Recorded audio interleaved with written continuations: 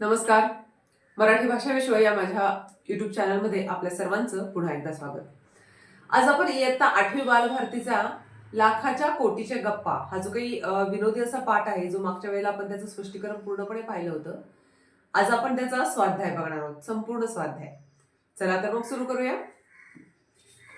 यामध्ये पहिला प्रश्न नेहमी असतो तो म्हणजे कृती पूर्ण करा, कृती पूर्ण करा. त्यातला पहिला आकडा आहे गाडीतल्या प्रवाशांकडून प्लॅटफॉर्मवर झालेल्या कृती. गाडीतल्या प्रवाशांनी प्लॅटफॉर्मवर गाडी थांबल्यावर कोणकोणत्या कृती केल्या ते आपल्याला लिहायचे.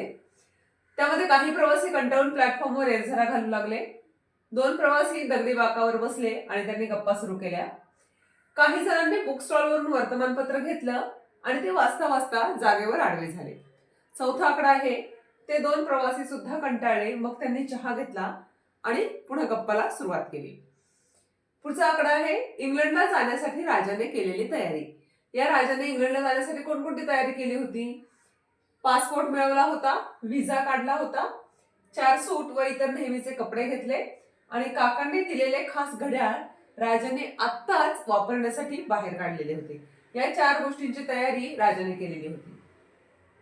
पुढचा आकडा आहे योग्य विधान शोधा. 4 पर्याय दिलेले आहेत, त्यापैकी योग्य विधान कोणतं आहे ते आपल्याला शोधायचे.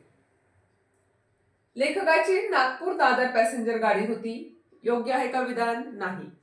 दुसरं म्हातारा व तरुण करोडपती होते. नाही. तरुण वकिली करायला परदेशात जात होता. नाही.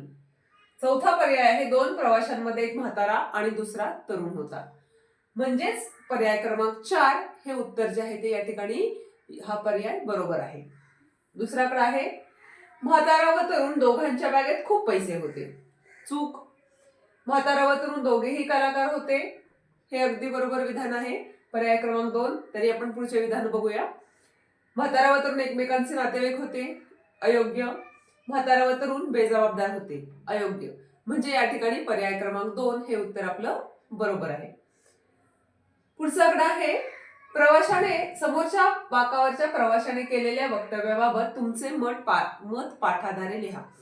या पाठाच्या आधारे ते काही समोर बसलेला प्रवासी होता, त्याने या दोघांना काय मत व्यक्त केलेलं आहे दोघांसाठी हे आपल्याला या ठिकाणी लिहायचं आहे. भामट्यांनी बॅगा पळवल्या हे पाहिल्यावर समोरच्या बाकावरच्या प्रवाशाला काका पुतण्याबद्दल सहानुभूती वाटली आणि आश्चर्य सुद्धा वाटले. त्या प्रवाशाचे म्हणणे मला पूर्णपणे पटले. प्रवासात उचले आणि भुरटे चोर संधी शोधत असतात. सर्वांनी सावधगिरी बाळगली पाहिजे. मौल्यवान वस्तू आणि पैशांबद्दल मोठ्याने बोलू नये. पोलिसांमध्ये तक्रार देण्याची सूचना मला पटली. त्या प्रवाशाने काका पुतण्याला खर्चासाठी पैसे देऊ केले. यावरून त्याचा दयाळू स्वभाव जो आहे तोही आपल्याला दिसतो.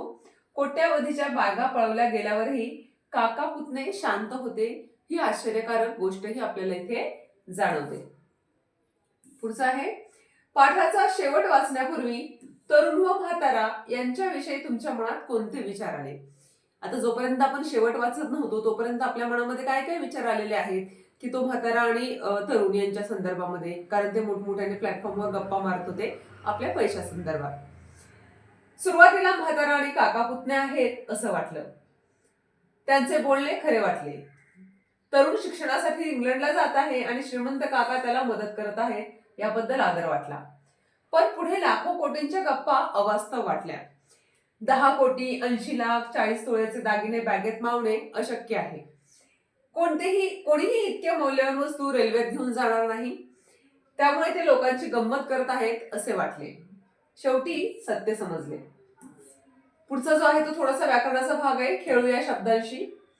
खालील वाक्यांचा प्रकार ओळखून लिहा. वाक्यांचे प्रकार आपण पाहिलेले आहेत, त्यातल्या आपल्याला हा वाक्यांचा प्रकार शोधायचा आहे. राजा, तुझं इंग्लंडला जाणं पक्क झालं ना? प्रश्नचिन्ह आहे म्हणजे प्रश्नार्थी वाक्य आहे. तुझ्या अभ्यासाला निवांत जागा हवी. विधानार्थी वाक्य. तू बॅरिस्टर होऊन भारतात परत ये. आज्ञा केलेली आहे परत ये. आज्ञार्थी वाक्य. म्हणजे मला पुन्हा 10 रुपये दंड बसणार. उद्गारार्थी वाक्य. पुढे आहे खालील तक्ता पूर्ण करा. या ठिकाणी शब्द आहेत मूळ शब्द आणि सामान्य रूप अशा पद्धतीत आपल्याला हे दिलेलं आहे. शब्द आहे भावाला, मूळ शब्द भाऊ, सामान्य रूप भावा. शाळेतून शाळा, शाळेत. पुस्तकांशी पुस्तके, पुस्तकां. फुलाचा फूल, फुला. आईने आई, आई. या ठिकाणी सामान्य रूप म्हणजे काय हा आपण एक सेपरेट त्याचा व्हिडिओ तयार करणार आहोतच, पण तोपर्यंत तुम्हाला जाता जाता सांगते की जे काही मूळ शब्द आहे, मूळ शब्द काय आहे भाऊ, आणि याला प्रत्यय काय लागलेला आहे ला. मग ज्यावेळेस मूळ शब्दाला काहीतरी प्रत्यय लागत असतो विभक्तीचा किंवा अजून काही प्रत्यय, तो प्रत्यय लावण्या अगोदर त्या मूळ शब्दामध्ये काहीतरी बदल होत असतो. आता समजा इथे आपण भाऊला असं म्हणू शकतो का? नाही. मग भाऊचं काय होणार आहे? भावा होणार आहे, आणि त्यानंतर त्याला प्रत्यय लागणार आहे. म्हणजे मूळ शब्दाला प्रत्यय लागण्याच्या अगोदर त्या मूळ शब्दाच्या रूपामध्ये जे काही बदल होत असतो त्याला म्हणायचं सामान्य रूप.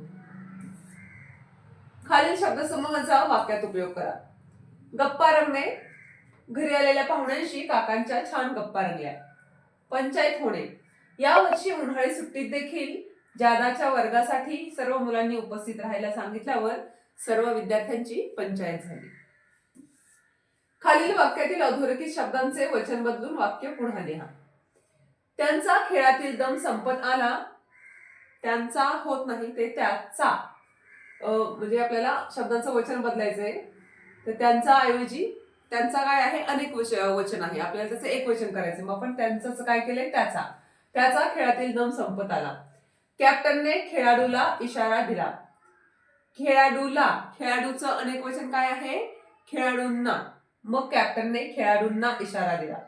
क्रीडांगणावर अंतिम सामना पाहण्यासाठी गर्दी जमली होती. सामना एक वचन, त्याचं अनेक वचन सामने. क्रीडांगणावर अंतिम सामने पाहण्यासाठी गर्दी जमली होती. या ठिकाणी पुन्हा एकदा थोडंसं वेगळ्या स्वरूपामध्ये हे तुमचं झालेलंच आहे. लाखांच्या कोटीच्या गप्पा. आकृती पूर्ण करा.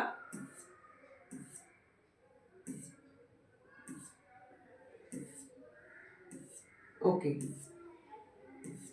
हे आपण सगळं आताच पाहिलेलं आहे. तर अशा पद्धतीनं हा जो काही व्हिडिओ आहे, हा व्हिडिओ तुम्हाला आवडला असेलच. याचा अभ्यास करा, वाचा, ऐका, पुन्हा पुन्हा बघा. आणि यासारख्या अजून काही व्हिडिओसाठी आणि अजून पुढच्या पाठांसाठी, त्यांच्या स्पष्टीकरणासाठी आणि प्रश्न उत्तरासाठी आणि महत्वाचं म्हणजे व्याकरणाच्या वेगवेगळ्या भागांसाठी माझं युट्यूब चॅनल बघत राहा. लाईक करा, शेअर करा, कमेंट करा. धन्यवाद.